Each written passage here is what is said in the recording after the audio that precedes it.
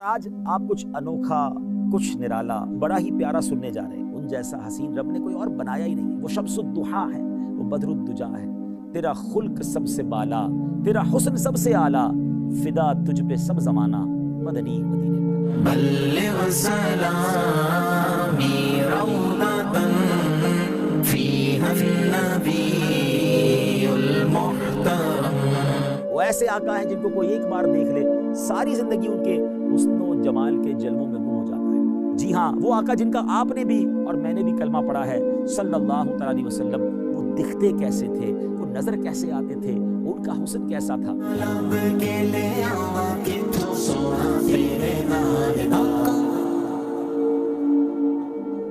پیارے پیارے اسلامی بھائیوں اور مدنی چینل کے ناظرین، آپ نے آج تک بڑے حسین لوگوں کے تذکرے سنے ہوں گے یا انہیں دیکھا ہوگا۔ ہو سکتا ہے بڑے دنیا کے حسین مقامات بھی دیکھے ہوں اور ان کا تذکرہ سنا ہو، مگر آج آپ کچھ انوکھا، کچھ نرالا، کچھ بڑا ہی پیارا سننے جا رہے ہیں۔ امید ہے جیسے جیسے آپ سنتے جائیں گے دل کی مرجھائی کلیاں کھلتی چلی جائیں گی، انشاءاللہ شوق دیدار بڑھتا چلا جائے گا۔ جیسے جیسے جو سنتے جائیں گے کئیوں کی آنکھیں اشکبار ہوتی چلی جائیں گی۔ کس کا تذکرہ ہونا ہے؟ اس حسین کی بات ہونی ہے، اس حسن و جمال کے پیکر کا تذکرہ ہونا ہے کہ ان جیسا پیارا، ان جیسا سونا، ان جیسا حسین رب نے کوئی اور بنایا ہی نہیں ہے۔ جی ہاں، آج اس ہستی کا تذکرہ ہونا ہے جس جیسا سونا، پیارا اور حسین رب نے بنایا ہی نہیں ہے۔ وہ حسن و جمال کے پیکر ہیں، وہ شمس الضحیٰ ہے، وہ بدر الدجا ہے۔ وہ ایسے آقا ہیں جن کو کوئی ایک بار دیکھ لے ساری زندگی ان کے حسن و جمال کے جلووں میں گم ہو جاتا ہے۔ آج نبی پاک صاحب لولاک صلی اللہ تعالیٰ علیہ وسلم کا تذکرہ خیر۔ نہ کوئی آپ جیسا تھا، نہ کوئی آپ جیسا ہے۔ اے میرے پیارے اسلامی بھائیوں، آج کس کی زبانی یہ تذکرہ ہوگا؟ کس نے دیکھا اور کہ دیکھ کر دیوانہ ہو گیا؟ میرے آقا علیہ السلام کا حسن وہ ہے کہ جب سیدنا حسان بن ثابت رضی اللہ تعالیٰ عنہ نے دیکھا تو بے ساختہ پکار اٹھے، وَأَحْسَنُ مِنْكَ لَمْ تَرَ قَطُّ عَيْنٌ وَأَجْمَلُ مِنْكَ لَمْ تَلِدِ النِّسَاءُ خُلِقْتَ مُبَرَّأً مِنْ كُلِّ عَيْبٍ كَأَنَّكَ قَدْ خُلِقْتَ كَمَا تَشَاءُ۔ نبی پاک علیہ السلام کی ذات وہ ہے جب ان کے حسن و جمال میں گم ہو کر مولانا جامی رحمۃ اللہ تعالیٰ نے قلم اٹھایا تو کمال کیا۔ اور آپ لکھتے ہیں، ہر کس کے لبے لالے ترا دیدہ بدل گفت، حقا کے چے خوشکندہ عقیق یمنی را۔ وہ آقا ہیں کہ جب امام عشق و محبت اعلیٰ حضرت فاضل بریلوی رحمۃ اللہ تعالیٰ علیہ نے آپ کے چہرہ انور کے تصور میں گم ہوئے تو کیا لکھتے ہیں، خامہ قدرت کا حسن دستکاری واہ واہ، کیا ہی تصویر اپنے پیارے کی سواری واہ واہ۔ کہیں لکھتے ہیں، کاف گے سوہا دہن یا ابرو آنکھیں عین سا، کاف ہا یا عین صاد، ان کا ہے چہرہ نبی کا۔ جب مولانا حسن رضا خان صاحب نبی پاک علیہ السلام کے جلووں میں گم ہوتے ہیں تو پھر کیا خوب لکھتے ہیں کہ ایسا تجھے خالق نے طرحدار بنایا، یوسف کو تیرا طالب دیدار بنایا، کونین بنائے گئے سرکار کی خاطر، کونین کی خاطر تمہیں سرکار بنایا۔ مفتی اعظم ہند مصطفیٰ رضا خان صاحب رحمۃ اللہ تعالیٰ علیہ جب قلم اٹھاتے ہیں تو کیا لکھتے ہیں کہ خدا کی سلطنت کا دو جہاں میں کون دولا ہے، تم ہی تم ہو، تم ہی تم ہو، یہاں تم ہو، وہاں تم ہو۔ تو پھر میرے شیخ طریقت امیر اہل سنت بانی دعوت اسلامی مولانا محمد الیاس عطار قادری دعوت برکاتہ العالیہ جب قلم اٹھاتے ہیں، آقا کے جلووں کا تصور جماتے ہیں تو پھر کیا لکھتے ہیں، تیرا خلق سب سے بالا، تیرا حسن سب سے اعلیٰ، فدا تجھ پہ سب زمانہ، مدنی مدینے والا۔ یار اسلامی بھائیوں، آج اس ہستی کا تذکرہ کرنا ہے جس کا سارا عالم پروانہ ہے۔ جبھی تو مفتی اعظم لکھتے ہیں نا، تو شمع رسالت ہے، عالم تیرا پروانہ، تو ماہ نبوت ہے، اے جلوہ جانانا، اے جلوہ جانانا، اے جلوہ جانانا۔ آئیے اس جلوہ جانانا کا تذکرہ سنتے ہیں، اور کس کی زبانی؟ جی ہاں، اس ہستی کی کہ جس نے ایک بار دیدار کیا پھر جن الفاظ کے ساتھ تعارف پیش کیا۔ آج بھی سیرت کی کتابوں میں گویا سنہرے حروف میں وہ الفاظ لکھے جاتے ہیں، پڑھے جاتے ہیں۔ اگر آج واقعی آپ جاننا چاہتے ہیں کہ وہ آقا، جی ہاں وہ آقا جن کا آپ نے بھی اور میں نے بھی کلمہ پڑھا ہے صلی اللہ تعالیٰ علیہ وسلم، وہ دکھتے کیسے تھے، وہ نظر کیسے آتے تھے، ان کا حسن کیسا تھا، تو آئیے اب تیار ہو جائیے، تصور میں گم ہو جائیے۔ اے کرے حسن و جمال رسول بے مثال بی بی آمنہ کے لال صلی اللہ علیہ وسلم کا رخ زیبا کیسا تھا؟ سنتے ہیں سیدتنا ام معبد رضی اللہ تعالی عنہا کی زبان۔ ہجرت کا سفر ہے، نبی پاک علیہ السلام سیدنا ابو بکر صدیق رضی اللہ تعالیٰ عنہ کے ساتھ سفر پر رواں دواں ہے۔ راستے میں وادی قدید کا مقام آتا ہے، ایک ضعیف خاتون ہے جو اپنے خیموں میں بیٹھا کرتی ہیں، آنے جانے والے مسافروں کو کچھ کھانے پینے کا سامان فروخت کیا کرتی ہیں۔ پیارے آقا علیہ الصلوۃ والسلام بھی اس خیمے پر پہنچتے ہیں، کچھ رقم دے کر کچھ کھانے پینے کا سامان خریدنا چاہتے ہیں، ان کے پاس کچھ نہ تھا، معذرت کر لی۔ نبی پاک علیہ الصلوۃ والسلام نے ان کے خیمے میں ایک بکری دیکھی جو بڑی لاغر تھی، اس کے تھن بھی سوکھے ہوئے تھے۔ میرے آقا علیہ الصلوۃ والسلام نے اجازت طلب کی کہ اگر آپ اجازت دیں تو اس بکری سے ہم کچھ دودھ نکال لیں۔ ام معبد یہ جانتے ہوئے کہ اس بکری نے دودھ نہیں دینا، پھر بھی اجازت دے دی۔ پیارے آقا علیہ الصلوۃ والسلام نے اپنے مبارک ہاتھ ان تھنوں پر لگائے، ہاتھ کس کے تھے؟ وہ تھن دودھ سے بھر گئے، اتنا دودھ نکلا کہ سب نے خوب دودھ پیا، بلکہ سارے برتن بھی دودھ سے بھر گئے۔ ام معبد رضی اللہ تعالیٰ عنہ یہ معجزہ دیکھ کر بڑی حیران ہوئی۔ میرے آقا علیہ الصلوۃ والسلام تو اپنا دیدار کروا کے چلے گئے، مگر ان کے سبحان اللہ گھر والوں کو دیوانہ بنا گئے، اس گھرانے کو اپنا دیوانہ بنا گئے۔ ابھی وہ ایمان نہیں لائے تھے۔ ابو معبد رضی اللہ تعالیٰ جب واپس آئے اور ام معبد کے جو شوہر ہیں گھر میں جب دودھ سے بھرے ہوئے برتن دیکھے تو پوچھتے ہیں کہ کون آیا تھا، یہ کیا معاملہ ہے؟ تو آپ فرماتی ہیں ایک مبارک آیا تھا، نبی پاک کا نام بھی ابھی انہیں نہیں پتا تھا، نام بھی نہیں پوچھا تھا، تو نام کہا، ایک مبارک ہستی تھی، ایک مبارک شخصیت تھے۔ کہا یہ تو بتاؤ وہ دکھتے کیسے تھے، ذرا بتاؤ تو صحیح وہ کیسے تھے۔ اے پیارے اسلامی بھائی، مدنی چینل کے ناظرین، اب سنیے میرے آقا کیسے دکھتے تھے، نبی پاک کا حسن و جمال کیسا تھا۔ ام معبد رضی اللہ تعالیٰ عنہ کے عشق بھرے انداز میں، کس پیارے انداز میں نبی پاک کا رخ انور بیان کیا۔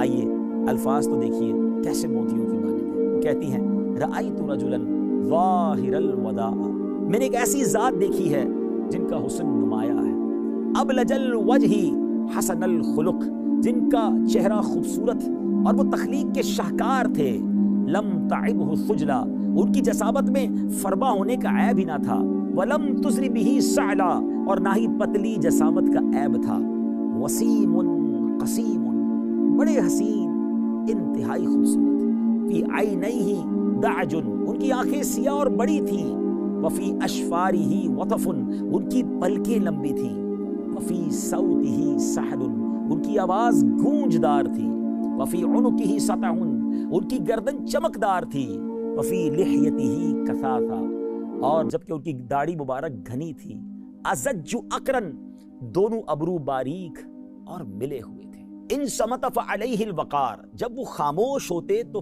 پروقار ہوتے، وان تکلم سما وعلاہ البہا، جب گفتگو فرماتے تو چہرہ پر نور اور بارونق ہو جاتا، اجمل الناس وابہاہم من بعید، جب انہیں دور سے دیکھا جاتا تو تمام لوگوں میں سب سے زیادہ حسین نظر آتے اور باروب نظر آتے، وَأَحْسَنَهُ وَأَحْلَاهُ مِنْ قَرِيب، اور جب قریب سے دیکھا جائے تو اس سے بھی زیادہ خوبصورت اور حسین دکھائی دیتے، حلو المنطق، نہایت ہی شیریں گفتار تھے، فضل لا نظر ولا حضر، جامع کلام کرنے والے اور فضول کلام سے پاک، کأن منطقه خرزات نظم یتحدرن، زبان مبارک سے ادا ہونے والے کلمات گویا موتیوں کی لڑی تھی، سبحان اللہ۔ فرماتے ہیں اذا قال استمعوا لقولہ، میرے آقا جب کلام فرماتے، وہ جب کلام فرماتے تو رفقا اور حاضرین نہایت یکسوئی کے ساتھ سماعت کرنے کو شرف جانتے، وَإِذَا أَمَرَ تَبَادَرُوا إِلَىٰ أَمْرِهِ، جب وہ مبارک ہستی کوئی حکم صادر فرماتے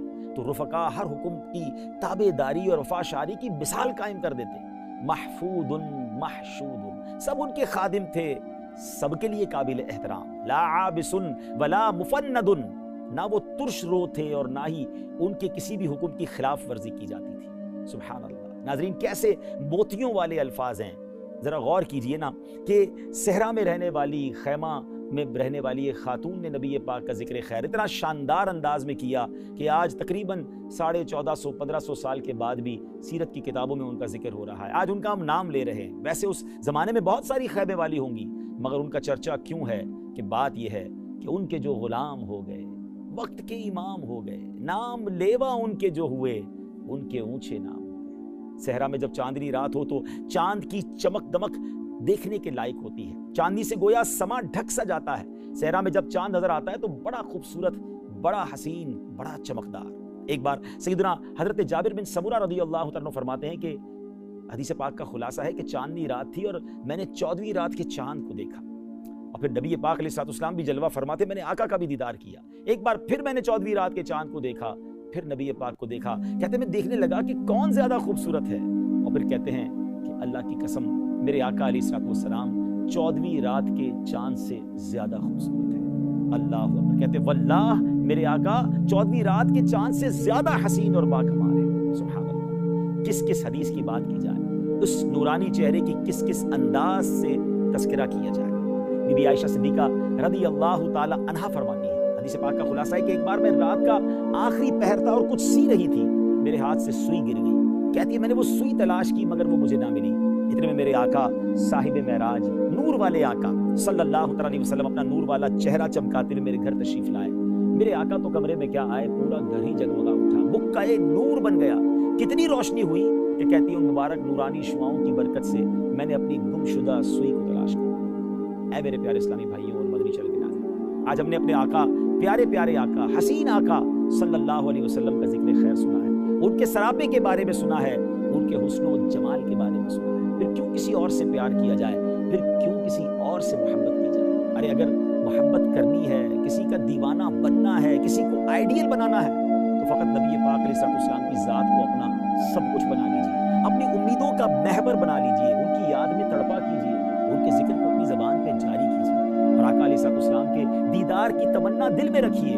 تمنا یہ ہو کہ اے کاش کبھی ایسا بھی ہو خواب میں میرے ہوں جس کی غلامی میں وہ آقا نظر آئے۔ ان کی سنتوں پر عمل کیجیے، ان کے فرامین پر عمل کیجیے، ان کی نافرمانی والے کام نہ کیجیے۔ الحمدللہ دعوت اسلامی کا ماحول وہ مدنی ماحول ہے جو عشق رسول کے جام ہمیں بھر بھر کر پلاتا ہے۔ آئیے اس ماحول سے وابستہ ہو جائیے، قافلوں میں سفر کیجیے، نیک اعمال پر عمل کیجیے اور مدنی چینل دیکھتے رہیے۔ اس طرح کے سلسلے لے کر پھر حاضر ہوں گے۔ اللہ تعالیٰ مجھے بھی اور آپ کو بھی سرکار دو عالم علیہ السلام کا سچا عشق نصیب فرمائے، ان کے جلووں میں گم ہونا نصیب فرمائے۔ یہ تمنا کاش ہم سب کے لیے پوری ہو جائے کہ نجم کی اے خدا آرزو ہے یہی، عاشق زار کی آبرو ہے یہی، موت کے وقت سر ان کے قدموں میں ہو، دید ہوتی رہے دم نکلتا رہے۔ آمین بجاہ النبی امین صلی اللہ تعالی علیہ وسلم۔